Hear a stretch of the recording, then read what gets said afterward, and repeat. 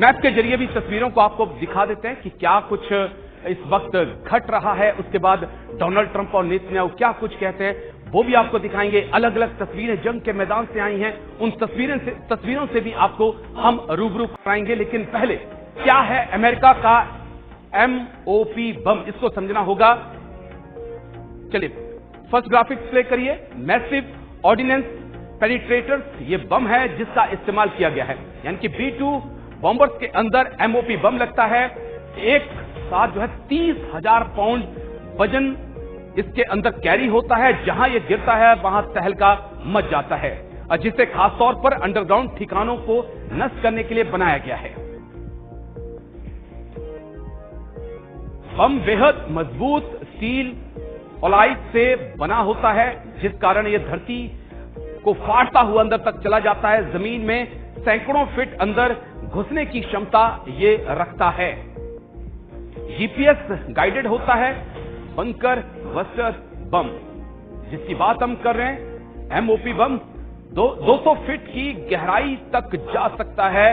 Bunker buster bomb जिसका इस्तेमाल America ने तीनों ही न्यूक्लियर साइट पर किया है, क्योंकि इजराइल के बम यहाँ पे काम नहीं आ रहे थे और B-2 बॉम्बर्स की मदद से हमला किया गया। B-2 बॉम्बर्स से गिराया जा सकता है बंकर बस्टर बम, और बाकायदा डिएगो गार्सिया से इस बॉम्बर्स को उड़ाया गया और फिर यहां पर स्ट्राइक की गई है। नेक्स्ट ग्राफिक, मैप जल्दी से एक बार प्ले कर दीजिए। ये देखिए अमेरिका ने कहां कहां पर हमला किया है। 3 न्यूक्लियर साइट है। इजराइल लगातार 9 दिन से एयर स्ट्राइक कर रहा था, लेकिन वहां पर ज्यादा नुकसान नहीं हो पा रहा था। खासकर चर्चा में थी फोर्डो न्यूक्लियर साइट, इसको लेकर बहुत ज्यादा चर्चा थी, क्योंकि माना जा रहा था कि यहां पर जो है 70% यूरेनियम संवर्धन होता है और यह जमीन के इतने नीचे है कि इजराइल चाहकर भी नुकसान नहीं पहुंचा सकता है। और फोर्डो न्यूक्लियर साइट के ऊपर जो है कहा जा रहा है कि 2 से ज्यादा बम जो है MOP के दागे गए हैं।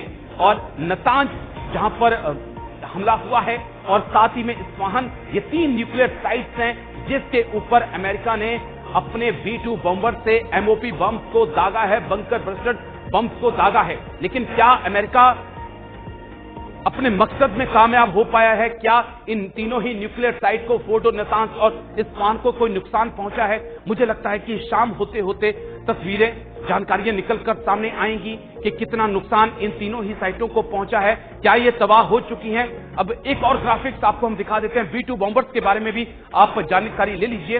B-2 सेपरेट एक अमेरिकी स्टेल्थ बम्बरशक विमान है, बेहद घातक बम्बरशक विमान इसे माना जाता है। पूरी दुनिया का चक्कर लगाकर ये अमेरिका लौट सकता है। नॉर्थरॉप ग्रुमन ने इसे विकसित किया था, लंबे समय से अमेरिकी सेना में सेवाएं दे रहा है, स्टेल्थ टेक्नोलॉजी से लैस है, इसके कारण इसे रडार पकड़ नहीं सकता। B-2 बॉम्बर्स के नाम से इसे जाना जाता है। तो इस बॉम्बर्स का इस्तेमाल करके तीनों ही न्यूक्लियर साइट्स के ऊपर जो है अटैक किया गया है। बेहतरीन स्टेल्थ तकनीक, लंबी उड़ान की रेंज, इसके साथ भारी हथियार ले जाने में सक्षम, और पहली बार 1980 के दशक में इसे डिजाइन किया गया और कई बार इसका इस्तेमाल किया गया। 1997 में पूरी तरह से सेवा में इसे शामिल किया गया। B-2 सेपरेट एक अमेरिकी स्टेल्थ बमवर्षक विमान है। नॉर्थरॉप ग्रुमन ने इसे विकसित किया था। ये तस्वीर आप देख सकते हैं। डोनाल्ड ट्रंप ने क्या कुछ कहा, फुल स्क्रीन एम्बियंस के साथ दोनों ही बयान, नेतन्याहू का बयान और डोनाल्ड ट्रंप का जो बयान है उसे प्ले कर दीजिए। उसके बाद फिर हम एक्सपर्ट्स के पास चलेंगे, उनसे और बेहतर तरीके से समझने की कोशिश करेंगे कि अब ईरान के पास क्या कुछ ऑप्शन है। Precision strikes on the 3 key nuclear facilities in the Iranian regime, Fordo, Natanz, and Esfahan. Everybody heard those names for years as they built this horribly destructive enterprise. Our objective was the destruction of Iran's nuclear enrichment capacity and a stop to the nuclear threat posed by the world's #1 state sponsor of terror. Tonight I can report to the world that the strikes were a spectacular military success. Iran's key nuclear enrichment facilities have been completely and totally obliterated. Iran, the bully of the Middle East, must now make peace. If they do not, future attacks will be far greater and a lot easier. For 40 years, Iran has been saying, death to America, death to Israel. They have been killing our people, blowing off their arms, blowing off their legs with roadside bombs. That was their specialty. We lost over 1,000 people, and hundreds of thousands throughout the Middle East and around the world have died as a direct result of their hate. In particular, so many were killed by their general, Qasem Soleimani. I decided a long time ago that I would not let this happen. It will not continue. I want to thank and congratulate Prime Minister Bibi Netanyahu. We worked as a team like perhaps no team has ever worked before. And we've gone a long way to erasing this horrible threat to Israel. Congratulations, President Trump. Your bold decision to target Iran's nuclear facilities with the awesome and righteous might of the United States will change history. In Operation Rising Lion, Israel has done truly amazing things.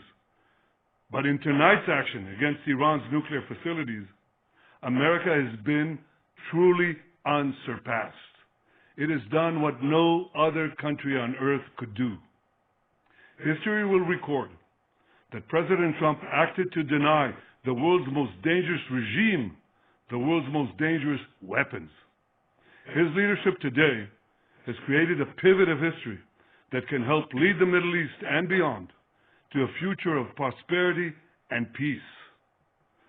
President Trump and I often say, peace through strength. First comes strength, then comes peace. And tonight, President Trump and the United States acted with a lot of strength. President Trump